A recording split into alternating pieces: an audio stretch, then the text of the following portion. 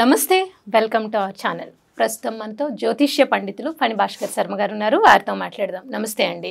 నమస్తే అమ్మ. మనకి విశ్వవసు నామ సంవత్సరం వస్తుందండి. సో విశ్వవసు నామ సంవత్సరంలో మేషాది ద్వాదశ రాశులకు ఎలా ఉంటుంది, అలాగే వారు పాటించాల్సిన పరిహారాలతో పాటు అసలు గ్రహస్థితి ఎలా ఉంది, గ్రహ సంచారం, గ్రహస్థితి, ఆదాయ వ్యయాలు కూడా ఎలా ఉన్నాయో ఒక్కసారి చెప్పండి. శ్రీ గురుభ్యో నమః, శ్రీమాత్రే నమః. నమస్కారం అమ్మ. అలాగే వీక్షకులందరికీ కూడా శ్రీ విశ్వావసునామ సంవత్సర శుభాకాంక్షలు.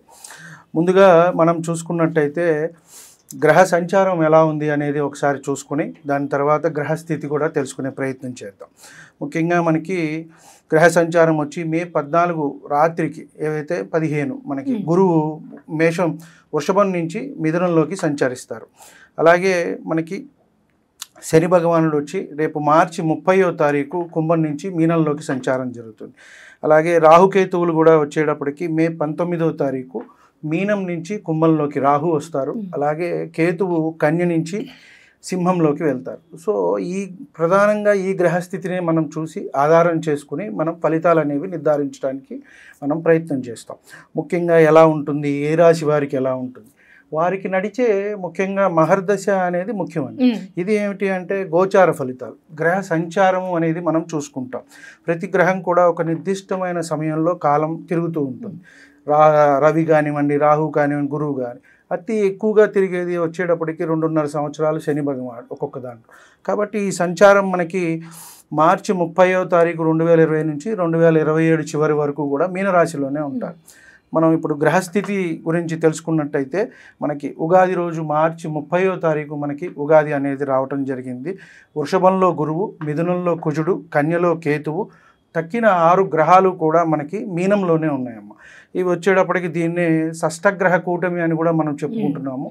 ఇది ఉగాది రోజే రావటం కూడా జరుగుతుంది. ఉగాది, షష్టగ్రహ కూటమి, అలాగే శని భగవానుడు కూడా మారుతున్నాడు. కాబట్టి మేజర్ ప్లానెట్స్ అన్నీ కూడా ఇప్పుడు మనకి ఈ చేంజెస్ అనేవి వస్తున్నాయి. కాబట్టి మీనంలో మనం ముందుగా చూసుకున్నట్టయితే రాహువు, రవి, చంద్రుడు, శుక్రుడు, బుధుడు, శని, ఈ 6 గ్రహాలు మనకి మీనంలోనే ఉంటాయి. కాబట్టి మనకి దీనివల్ల ఏదైనా ప్రభావం చూపిస్తుందా దేశకాలమాన పరిస్థితుల మీద అనుకుంటే వాటి మీద కొంత ప్రభావం అనేది చూపిస్తుంది. వ్యక్తిగతంగా కొంత తక్కువనే మనం చెప్పవచ్చు. షష్టగ్రహ కూటమి కానివ్వండి, ఎందుకంటే ఒక 6 గ్రహాలు ఒక రాశిలో కలిసినప్పుడు కొంత ఇబ్బందిగానే ఉంటుంది ఎవరికైనా సరే. అంటే ఆ ఫలితం అనేది కొంచెం అటు ఇటుగా అనేది మనకి ఉంటూ ఉంటుంది. గురువుని తీసుకున్నట్టయితే మనకి మే 14 నుంచి వృషభం నుంచి మిథునంలోకి వెళ్తారు. మళ్ళీ అక్టోబర్లో కొంత అతిచారం వల్ల కర్కాటకానికి వెళ్ళి మళ్ళీ వక్రించి మిథునానికి వచ్చేస్తారు. ఇది సంచారం. అలాగే శని సంచారం చూసుకుంటే మనకి మీనరాశిలో సంచారం జరుగుతుంది. జూలైలో కొంత వక్రించి అక్కడే ఉంటారు మీనంలోనే, మళ్ళీ మనకి అక్టోబర్లో వక్రం అయిపోతుంది. అలాగే రాహుకేతువులు మే 19 నుంచి కూడా సంచారం అనేది కుంభంలోను రాహువు, అలాగే సింహంలో కేతువు అనేది సంచారం జరుగుతుంది.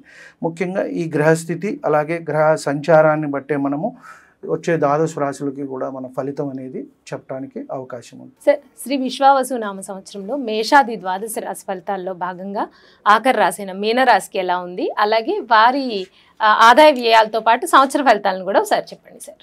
తప్పకుండా అమ్మ. నమస్కారం. ముందుగా శ్రీ విశ్వావసునామ సంవత్సర శుభాకాంక్షలు మీనరాశి వారికి. మీనరాశిలో మనకి పూర్వాభాద్ర 4వ పాదము, ఉత్తరాభాద్ర 4 పాదాలు, రేవతి 4 పాదాలు కలిసి మనకి మీనరాశిగా మనం చెప్పుకుంటాం. ఆదాయం 5, వ్యయం 5, రాజపూజ్యం 3, అవమానం 1. వీరికి జన్మంలోకి ఏలినాటి శని అనేది ప్రారంభమవుతోంది. అత్యంత జాగ్రత్తగా ఉండవలసిన రాశిలో మొట్టమొదటి రాశి వీరే. కాబట్టి అన్నింటా కూడా జాగ్రత్త అనేది ముఖ్యం. ఆరోగ్యపరం కానీ ప్రతి విషయము కూడా, ఆరోగ్య విషయం కానివ్వండి, వృత్తి, ఉద్యోగము, వ్యాపారం, పిల్లలు, సంతానము, అలాగే మనం వివాహ విషయం కానివ్వండి, అన్ని విషయాలు జాగ్రత్తగా ఉండాలి. అలాగే షష్టగ్రహ కూటమి 30వ తారీఖే ఏర్పడుతోంది, మార్చి 30. ఇది ఒక ఎత్తు. అలాగే శని జన్మంలోకి రావటం కూడా, గురుబలం కూడా తగ్గుతోంది. కాబట్టి ఇంత చూసుకుంటే అన్నింటా కూడా వీరికి చాలా ఇబ్బందులనే మనం చెప్పాలి. 12 రాశుల్లోకి కాస్త ఏదైనా గడ్డుగా ఉంది అంటే వీరికే ఉన్నది. కాబట్టి శారీరకంగా, మానసికంగా ఒత్తిడికి గురి అవుతారు వీరు. గురుబలం కూడా తగ్గటం వల్ల మిశ్రమ ఫలితాలే ఎక్కువగా ఉంటాయి. కుటుంబపరమైన సమస్యలు, ప్రతి పనిలో కూడా శ్రద్ధ అవసరం. అన్నీ చేద్దాంలే, చూద్దాంలే అన్న ధోరణి, ఆరోగ్య సమస్యలు ఇలా రావటం, పోస్ట్పోన్మెంట్ చేయటం, ఇవన్నీ కూడా జరుగుతూ ఉంటాయి. ప్రతి పని కూడా శ్రద్ధతో చేయాలి. దూర ప్రయాణాలు చేస్తారు. ధనం నీళ్లలాగా ఖర్చు అయ్యే అవకాశం ఉంది. వస్తూ ఉంటుంది, ఖర్చు అయిపోతూ ఉంటుంది. అంటే రాబడి కంటే కూడా ఖర్చు అనేది చాలా ఎక్కువగా ఉంది.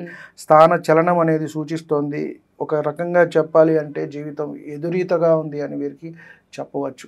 ఏటికి ఎదురు వెళ్తున్నాము అంటారు చూడండి, నీటి ప్రవాహం వస్తుంటే దానికి ఎదురు ఈదాలి అంటే చాలా కష్టం. అలాంటి పరిస్థితి ఇప్పుడు మీనరాశి వారికి ఉంది. జాగ్రత్త అవసరము. కాబట్టి కుటుంబంతో సమన్వయం చేసుకోవటం, అందరితో కూడా ఇంటా బయట జాగ్రత్తగా ఉండటం, కాస్త దైవ బలం అనేది పెంచుకోవడం, దైవారాధన చేసుకోవటం అనేది ఎంతైనా మంచిది. శని జన్మంలో ఉండటం వల్ల క్రమశిక్షణ అనేది వస్తుంది, నియంత్రణ అవసరము. ఆధ్యాత్మికంగా వీరు పైకి రావడానికి మంచి అవకాశం, ఎదుగుతారు. దైవ బలం అనేది కాపాడుతుంది. కొంత మనం చూసుకున్నట్టయితే మీనంలో ఏ గ్రహమైన సంచారం చేస్తుంటే అది పూర్తి ఫలితం ఇస్తుందమ్మ.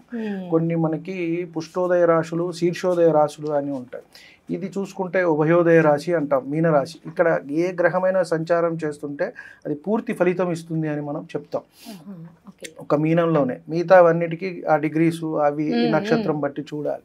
కాబట్టి మీనరాశిలో ఉన్నప్పుడు వీరికి ఒకంత ముందు జరుగుతుంది అంశము, ఏదైతే విషయం అనేది తెలిసే అవకాశం కూడా ఉంది.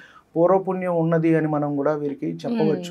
అంటే కొంతమంది ప్రిడిక్ట్ చేస్తుంటారు చూడండి, చెప్పేది అంటే వారు ఈ విద్య సంబంధం లేకుండా మనకి జ్యోతిష్యం కానీ సంఖ్యాశాస్త్రం కానీ ఇట్లాంటివి కాకుండానే మనం ఏదైనా అడగటమో లేదా అడగకుండానే వీరు చెప్తూ ఉంటారు. అలాంటి వీరికి ఆ శక్తి అనేది ఉన్నది. దాని కొంత వీరికి దైవబలం వల్ల బయటపడటం అనేది జరుగుతుంది. కొంత సోమరితనం అనేది అలవడుతుంది. పనులు జాప్యం అవుతాయి. కాబట్టి వాయిదా అనేది వేస్తారు. ఎంతటి కార్యాన్నైనా వీరు చేయగలరు, కానీ జాడ్యం అనేది అయితే వీరికి పట్టు పీడిస్తూ ఉంటుంది. ఇవాళది రేపు చేద్దాంలే, రేపు ఎల్లుండి చేద్దాంలే అని. అంటే మానసికంగా కొంత దృఢత్వం అనేది తగ్గటము, ఆరోగ్య సమస్యలు కూడా వస్తాయి.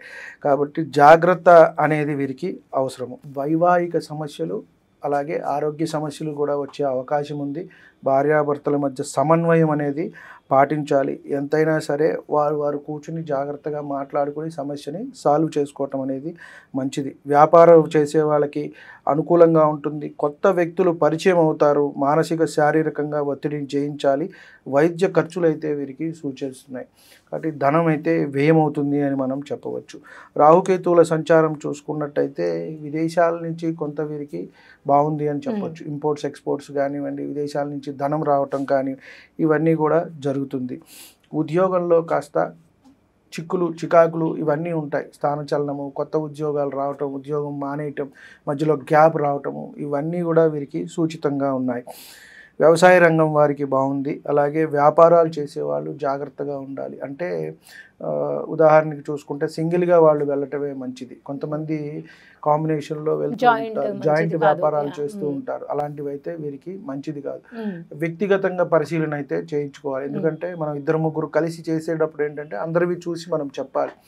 ఒకరికి బాగానే ఉంటుంది, ఒకరికి బాగోదు, ఇంకొకరికి మిశ్రమంగా ఉంటుంది. కాబట్టి జాయింట్ వ్యాపారాలు అనేది వీరికి సూచితం అయితే కాదు. కొంత జాగ్రత్త అవసరము. అన్ని విషయాల్లో కూడా వీరు జాగ్రత్తగా 1-2 సార్లు ఆలోచించుకొని, ఎవరైనా పెద్దవారు లేని పక్షంలో భార్య అయితే భర్త, భర్త అయితే భార్య సంప్రదింపులతో మనం ముందుకు వెళ్ళాలి. కాబట్టి